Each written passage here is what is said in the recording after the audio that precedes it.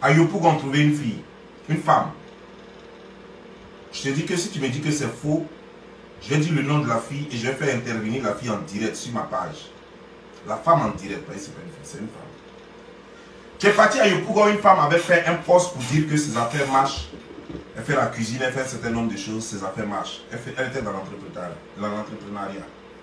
Avant d'en arriver là, avant d'en arriver sur cette fille, j'aimerais que vous sachiez que Emmanuela a été consacrée par son père en tant que l'héritier de la famille. Les preuves, j'en ai, les preuves sont là. Voilà son père qui fait un poste et je vais vous faire lire le poste.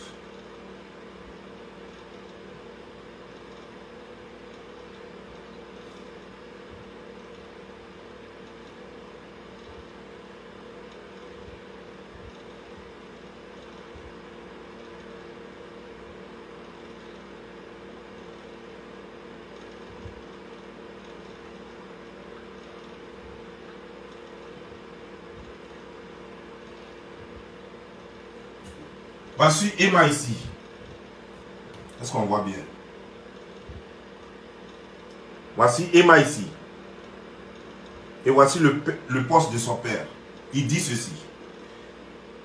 La seule et unique héritière de l'Ouest, par la volonté de Dieu créateur et avec la bénédiction de tous ses frères et sœurs,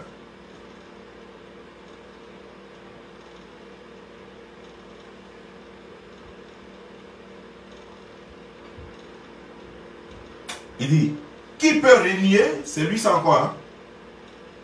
Ça c'est Emma Louest qui est assise là. Ça c'est après qu'elle a accouché son enfant. Mais ça c'est une autre histoire que je vais raconter plus tard. Son père qui dit, son truc s'appelle l'Ouest le justicier.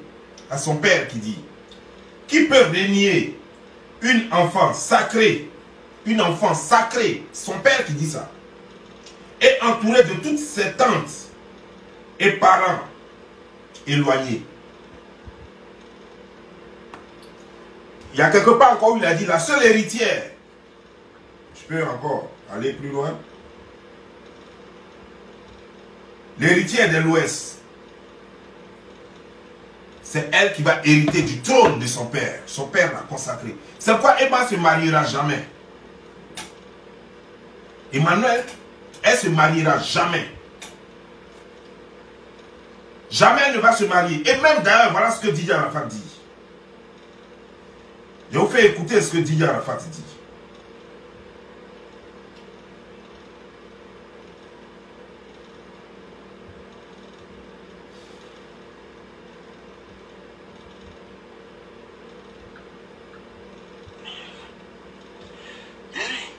Voilà de Aïcha de Razak et puis Emma l'Ouest.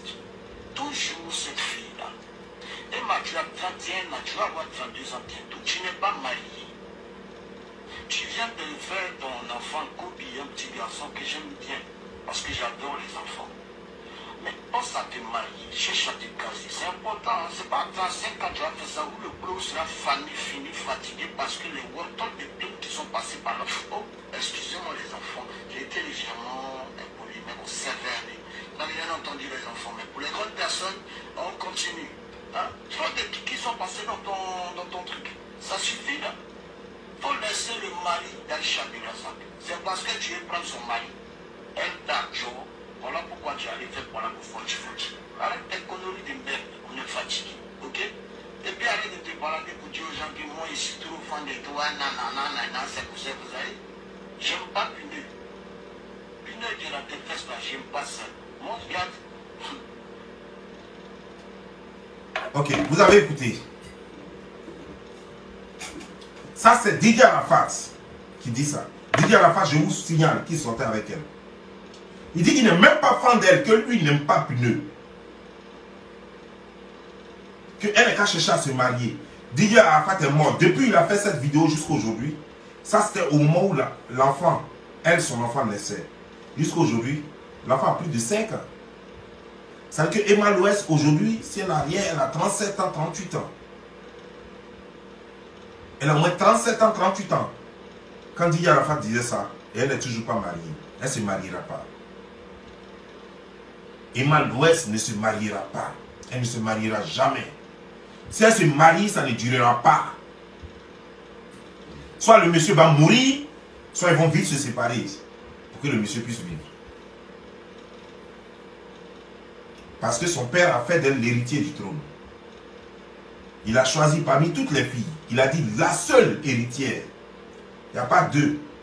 Parmi les Louest, la seule héritière. Il dit l'unique héritière.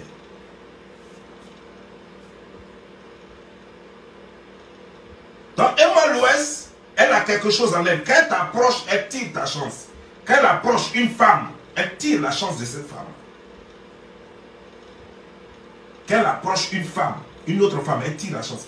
La femme de Yopougon que tu allais voir, d'abord tu fais appel, tu dis, tu demandes à quelqu'un d'appeler la femme. Tu as dit aux gens de dire à la femme que tu la cherches. Elle dit, ah. D'abord, elle dit qu'elle ne te connaissait pas. Et ensuite de cela, tu as envoyé quelqu'un qui l'a appelé. Ah non, on vient manger dans ton coin et tout et tout. Elle dit, il n'y a pas de problème. Et après, dès que le gars arrive, il dit que donc, on dit, ah, on vient l'appeler, les enfants viennent l'appeler, ses soeurs viennent l'appeler. On dit, Emma Louest est là. Elle dit, à qui est Emma Louest? Donc, elle a envoyé sa soeur pour se faire passer pour chose. Pour faire comme si c'était elle. Finalement, elle voit Emma Louest est arrivée, avec des caméras, tout ça.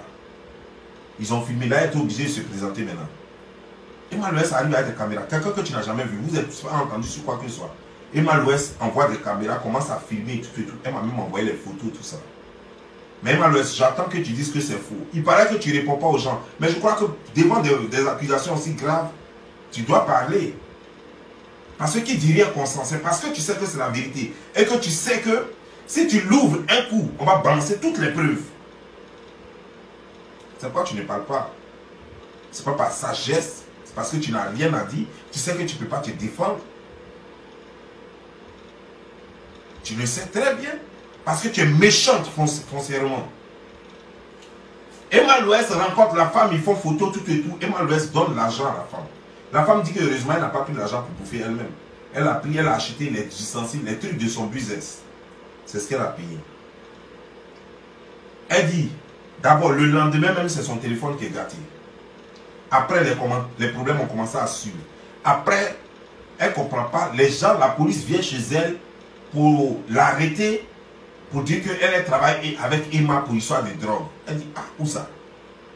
Je connais à faire des drogues et tout, moi j'ai travaillé avec Emma pour l'histoire des drogues. Aujourd'hui, on t'a vu avec elle, tu as fait des photos et tout et tout. Elle dit, mais où ça c'est quitté? Une femme qui me contacte, elle dit que non, elle est venue, on dit que c'est une star. Elle dit, elle a fait photo avec moi, elle a fait photo, elle a donné un peu d'argent. Moi j'ai pas.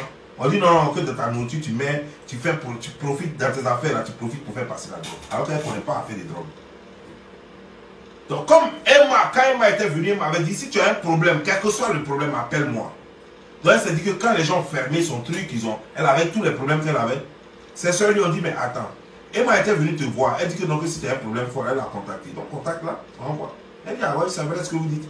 Elle contacte Emma. Elle explique les problèmes. Ah, depuis que tu es parti à Genève, que des problèmes sont morts. Voilà ce qui se passe, voilà ce qui se passe. Elle lui explique tous les problèmes. Emma envoie des émoticônes de rire. Parce qu'elle sait ce qu'elle a fait à la dame. Elle a pris la chance de la dame et elle, sa poisse là, elle a transmis à la dame. Elle envoie une femme que toi tu as cherché à voir. C'est pas elle qui a cherché à te voir. Tu viens, tu fais des caméras, tout ça, tu lui donnes l'argent. Quand elle ne t'a pas demandé l'argent, tu lui donnes l'argent. Maintenant, tu lui dis que à tout moment, voici mon numéro. S'il y a un problème, contacte-moi et tout. Si tu as besoin de quoi que ce soit, contacte-moi. Le moment arrivé, ça n'a même pas duré que le moment arrivé. Elle te contacte pour dire, voici depuis ton départ, voici tous les problèmes que je vis. Et toi, tu envoies des émoticônes pour rire. Elle était étonnée. Elle te demande, chaque fois qu'elle t'écrit, c'est des émoticônes de rire. Tu ne dis même pas un mot. Tu ris seulement. Elle a compris. Ses soupçons se sont confirmés. Que tu as fait échange. Tu as pris son bonheur et tu lui as rendu toi tes malheurs. Les problèmes que toi tu devais avoir, tu dois transmettre. Voilà ce que Emma. Donc vous qui l'approchez, faites très attention. Faites très attention parce qu'elle est une suceuse d'esprit. C'est ce que son père lui a transmis comme pouvoir. Elle t'approche, elle prend tout. Et qu'elle n'arrive pas à t'avoir, c'est pourquoi vous allez voir que Kamel Sama s'est lié beaucoup à Sidiki Diabaté. Parce que les Maliens, eux, ils ne sont pas simples. Vous le savez, je n'ai pas besoin de vous dire ça. Les Maliens ne sont pas simples. Et d'ailleurs, vous savez très bien que Desbordeaux disait, au temps de Arafat, il disait que Arafat est trop collé à Sidiki Diabaté, lui n'aime pas ça. Que Sidiki Diabaté le met dans les fétiches, dans les trucs comme ça. Certainement que Kamel s'est fait protéger par les gens qui sont en train de protéger Sidiki Diabaté. Sidiki Diabaté certainement a amené Kamel quelque part. Donc elle là, elle ne peut plus avoir Kamel. Elle ne peut pas travailler l'esprit de Kamel là. Voilà leur guerre aussi. Donc en ce moment-là, les affaires de Kamel, elle, les mangements qu'elle devait avoir, on prend, donne à Kamel. Son cœur chauffe. Et elle ne peut pas prendre l'esprit de Kamel. Et Kamel aussi est attaché à Sidiki Diabaté. Et elle a fait de sorte que sa petite soeur soit attachée au petit frère de Sidiki Diabaté. C'est-à-dire que les gens sont en train de se battre, sont en train de se protéger. Ils ont compris que le mouvement dans lequel ils sont là, c'est un mouvement très dangereux. Ou si tu es comme rat, les gens vont te manger comme rat. Si tu es comme poulet, ils vont te manger dans Tabaski, en Pâques, et les choses comme les gens Noël, 1er janvier, ils vont te manger. Avec beaucoup de bruit. Donc, elle ne veut pas se laisser faire. Voilà ce que Emmanuel Keïta est. Emma Lolo est. Voici ce que Emma Lolo est. Faites très attention, vous qui vous coulez à elle, vous qui la voyez comme idole. Vous qui faites du commerce et votre étoile brille en ce moment, qui aimez vous coller aux gens en désordre là. Il y a des gens, quand vous collez à eux, faites très attention. Faites très attention. Petit Rino n'a pas chance. Mais Petit Rino, quand il t'approche, il prend ta chance. Petit Rino, là, il n'a pas chance. Lui, là, il n'a pas chance. Elle n'a pas maudit. Mais bizarrement, aujourd'hui, là, Petit Rino t'approche. Toi, tu tombes, lui, il avance. Quand Petit Rino est rentré, il a commencé à s'approcher. Tous ceux dont il s'approchait, je parle de Yaka Yaka, je parle d'Aya, je parle de Makoso, je parle de tous ceux qu'il a pu approcher. Il a pris quelque chose d'eux.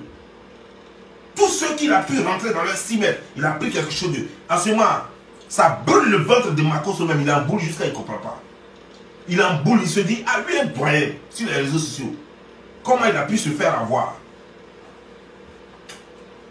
Comment il a pu se faire avoir? Mais il a pris son mal en patience. Il va prendre son mal en patience jusqu'à ce que lui trouve une solution pour son problème. Et quand il va trouver une solution pour son problème, Makoso sera plus brillant que jamais encore sur les réseaux sociaux. Regardez seulement, vous allez voir.